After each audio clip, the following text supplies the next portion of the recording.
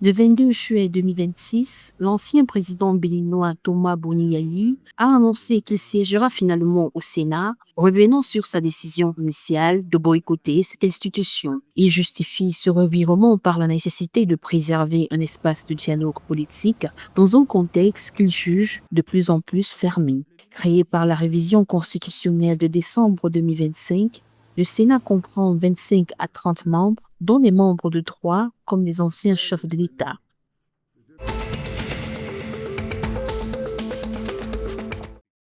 Le président ghanéen John Dramani Mahama a exhorté l'Union africaine à adopter une réponse plus ferme face aux attaques xénophobes visant des ressortissants africains en Afrique du Sud, menacent l'unité et l'intégration du continent. Le chef de l'État a lancé cet appel le 22 juillet 2026, alors que les agressions contre des migrants africains suscitent une vive inquiétude au Ghana et dans plusieurs pays de la région. Le Ghana a insisté sur la nécessité d'une action collective de l'Union africaine pour protéger les citoyens africains et préserver les principes de solidarité entre États membres.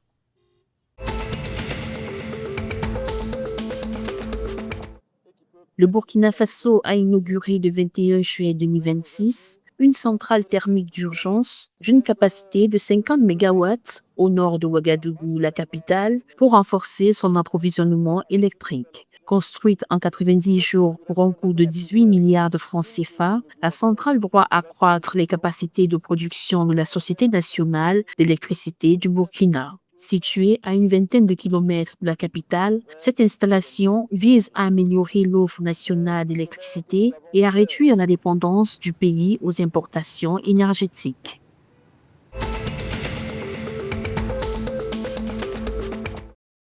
Le Togo et le Burkina Faso ont lancé le 20 juillet 2026 à Seinkansé une campagne conjointe de chimioprévention du paludisme saisonnier destinée aux enfants de 3 à 59 mois vivant dans les zones frontalières. L'opération, prévue du 23 au 26 juillet 2026, vise à renforcer la lutte contre le paludisme grâce à une coordination entre les deux pays. La stratégie consiste à administrer la combinaison sulfadocine, périmétamine et amodiaquine pendant les périodes de forte transition.